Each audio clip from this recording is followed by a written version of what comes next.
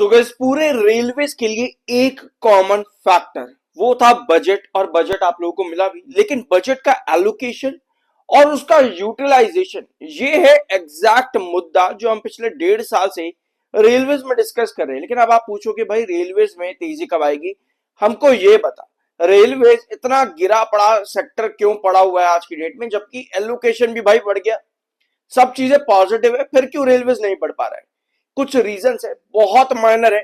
अगर आप आरवीएनएल का ये वीडियो देख रहे हो ना, इरकॉन हो, टीटागढ़ हो, आईआरएफसी हो, आईआरसीटीज हो, या पर रेलवे सेक्टर की कोई भी इनमें से कंपनी आपके पास में हो, ये एक कॉमन फैक्टर आप किसी भी कंपनी के लिए यूज कर सकते हो। बाकी जो चार्ट्स हैं उसके लिए मेरे अलग अलग वीडियोस आपको मिल जाएंगे, आईआरएफसी के मिल जाएंगे, इरकॉन के मिल जाएंगे, चैनल पर टीटागढ़ का भी मिल जाएगा, जरूर चेकआउट कर लेना जाकर के। लॉन्ग टर्म ट्रेजेक्टरी क्या है आपको सब मिल जाएगी चैनल पर, सब्सक्राइब जरूर कर देना। I am NISM 7 certified.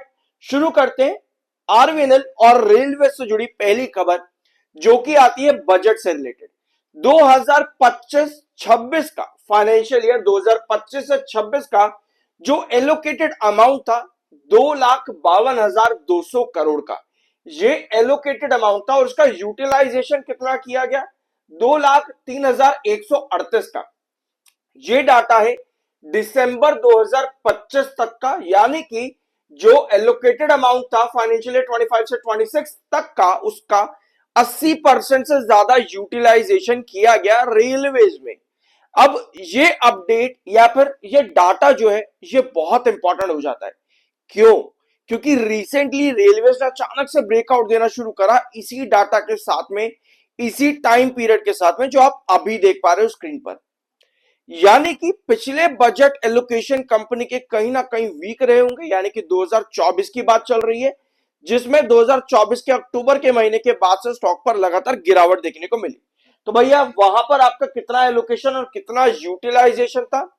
तो 2024-25 फाइनेंशियल ईयर में जो एलोकेटेड एक्सपेंडिचर था 2.65 लाख करोड़ का था। और अगर आप अक्टूबर 2024 तक का डाटा देखोगे, जहां पर रेलवेज में गिरावट देखने को मिलती है, शुरुआत होती है, वहां मात्र 61% ही यूटिलाइज किया गया था अलॉटेड एक्सपेंडिचर का रेलवेज में, जो कि आता है लगभग 1,63,000 करोड़ के आसपास का। और ये पॉइंट मैंने आपको कई बार बताया है कि रेलवेज का यूटिलाइजेशन काफी वीक था 2024-25 के फाइनेंशियल ईयर में, और 2025-26 के फाइनेंशियल ईयर में ये यूटिलाइजेशन बढ़ा है। तो ऐसे में अब एक्सपेक्टेशन ये आ जाती है कि इस बार का जो एलोकेशन आया है वो आपका 80% से ऊपर यूटिलाइज किया जाए आने वाले फाइनेंशियल ईयर के हाफ तक, यानी कि ये डाटा और स्ट्रांग होता चला जाए। जितना ये डाटा स्ट्रांग होगा, जितना ये डाटा स्ट्रांग बनेगा, उतना ही as an investor long term trajectory में बेनिफिट्स देखने को मिलते हैं। अब एक बार मैं आरवीएनएल के चार्ट पर आप लोगों को लेकर के आना चाहूंगा। चार्ट पर आओ, और ये है लॉन्ग टर्म ट्रेजेक्टरी। आपको यहां नजर आ रहा है कि स्टॉक ने एक टाइम पर बहुत खराब परफॉर्मेंस किया था, लगभग 2-3 साल तक स्टॉक एक ही रेंज पर चलता रहा, आरवीएनएल भी, आईआरएफसी भी। और जब रिटर्न्स बने 2023 से, तो भैया ताबड़तोड़ रिटर्न स्टॉक ने दिए। ठीक है, रिटर्न्स काफी बढ़िया दिए, लेकिन जैसे ही डाटा आता है कि भाई एलोकेशन और यूटिलाइजेशन कम है, तो आपको गिरावट देखने को मिली। यस, ये एक फैक्टर है, ये एक फैक्टर है जो अभी हम यहां पर समझ रहे हैं। इसके अलावा और भी कई फैक्टर्स होते हैं, जैसे भैया मार्केट की गिरावट, इंडिया यूएस ट्रेड डील का फंडा जो भैया 50% अमेरिका कह रहा था कि भैया टैरिफ लगा देंगे वगैरह वगैरह, वो अलग फैक्टर्स हैं जिसकी वजह से रेलवे पीएसयूज पर गिरावट देखने को मिली। लेकिन रिसेंटली आपको वापस से ब्रेकआउट भी देखने को मिला है दिसंबर 2025 में। तो यूटिलाइजेशन का डाटा जब जब आ रहा है, अच्छा या बुरा, आपको स्टॉक पर उसी तरह से रिएक्शन देखने को मिल रहा है। अब हमको चाहिए long term breakouts. Long term breakouts के लिए हमेशा चाहिए होता है मार्केट बुलिश, और जो चीज मिली थी 2023 से लेकर के 2024 के मिड तक मार्केट को, यानी कि अगर आप लॉन्ग टर्म के लिए जाना चाह रहे हो रेलवेज में या आरवीएनएल में, तो आपको इसी बुल मार्केट का इंतजार करना पड़ेगा। और अगर अभी की हम बात करें, पहले आते हैं मार्केट पर, सेंसेक्स पे आओ एक बार। मार्केट ने जहां लास्ट सेशन क्लोजिंग दी है वो इसका इंपॉर्टेंट बेस है मार्केट का। एक्चुअली ये एक रिजेक्शन भी है 2025 के मिड में, एक इंपॉर्टेंट रिजेक्शन था सेंसेक्स का। अगर आप जाकर के चार्ट देखोगे वहां पे, यानी 500 पॉइंट्स के आसपास की बात चल रही है, जहां पर मार्केट की पॉसिबिलिटी ये बनती है कि आने वाले हफ्ते में आपको 83,800 के पास का एक लेवल टच होता देखने को मिले, यानी कि मार्केट एक स्ट्रॉन्ग रिकवरी की तरफ जा सकता है। उसके पीछे के रीजन है इंडिया यूएस ट्रेड डील जो हुई है, वहां पर कहां किस सेगमेंट में किस कमोडिटी पर कितना टैरिफ लगाया जाएगा, कौन सी कमोडिटी जीरो टैक्स में आएगी, उसके बारे में पीयूष गोयल ने स्टेटमेंट दिए, जो कि कहीं ना कहीं मार्केट को एक डायरेक्शन देते हैं जो कि पॉजिटिव नजर आती है। तो मार्केट थोड़ा सा बेटर देखने को मिल सकता है आने वाले वीक के पहले सेशन में मोस्ट प्रोबेबली।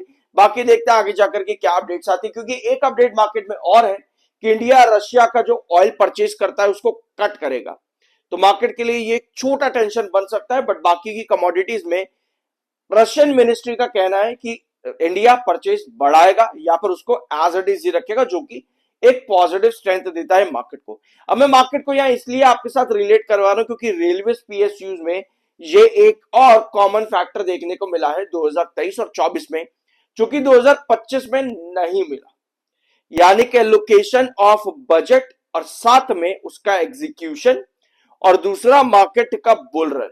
ये दो चीजें आरवीएनएल या रेलवे के लिए बहुत इंपॉर्टेंट है। अगर आप चार्ट पैटर्न पर भी देखोगे तब भी आपको यही मिलेगा। आरवीएनएल ने Q3 में 1 रुपी पर शेयर के हिसाब से डिविडेंड अनाउंस करा और रिजल्ट्स कंपनी के बेहतर थे, ऑल्दो ग्रोथ परसेंटेज कंपनी का गिरा।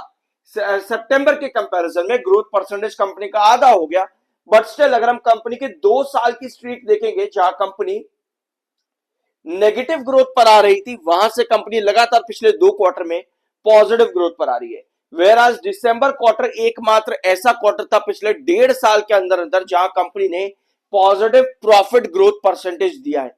तो ये रिजल्ट्स दिसंबर के कंपनी के बहुत बढ़िया थे। मार्केट का साथ मिलना यहां पर जरूरी रहेगा आरवीएनएल को, ठीक है। इसकी मदद कंपनी को मिल सकती है आने वाले क्वार्टर के फंडामेंटल्स पर।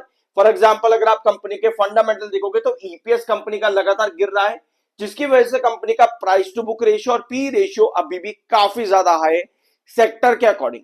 तो ऐसे में आने वाले क्वार्टर तक यानी कि मार्च क्वार्टर तक पॉसिबल है कि स्टॉक एक ही रेंज पर कंसोलिडेट करे, क्योंकि स्टिल कंपनी का ईपीएस जो आया है वो अभी भी गिरावट पर है, जिसकी वजह से कंपनी की वैल्यूएशन अंडर कंट्रोल नहीं है अभी के लिए। 37.6 का एमएफआई है, 39.4 का आपका आरएसआई है, टेक्निकल्स न्यूट्रल है। अब आते हैं आपके शॉर्ट टर्म चार्ट पे। सब्सक्राइब जरूर करना अगर यहां तक आ चुके हो वीडियो में। I am NISM 7 certified. Chart pattern ये रहा आपका स्क्रीन पर, ठीक है। अभी की जो पोजीशन है स्टॉक में आपको यहां देखने को मिलेगा 7 में 7 में आपका बनता है 321 के पास में, जो कि क्रूशियल रिजेक्शन जोन है आरवीएनएल के लिए। लास्ट सेशन कैंडल एक तरह से हैमरहेड कैंडल है, और अगर आप देखोगे स्टॉक में जब जब इस तरह की कैंडल का पोजीशन मिला है और वो भी 314 के आसपास, तब स्टॉक में अच्छी खासी ब्रेकआउट देखने को मिली है, जिसमें पहला रिजेक्शन हमेशा रहा है 321 का और उसके बाद में 328 के पास में।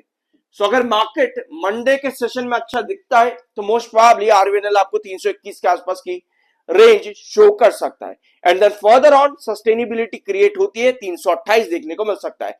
क्रूशियल बेसलाइन आपकी वही रहेगी 304, और मेरे हिसाब से ये लंबा कंसोलिडेशन आपका आने वाले क्वार्टर तक देखने को मिल सकता है आरवीएनएल के अंदर 304 से लेकर के 321 एंड देन फर्दर 328 के बीच में, ठीक है।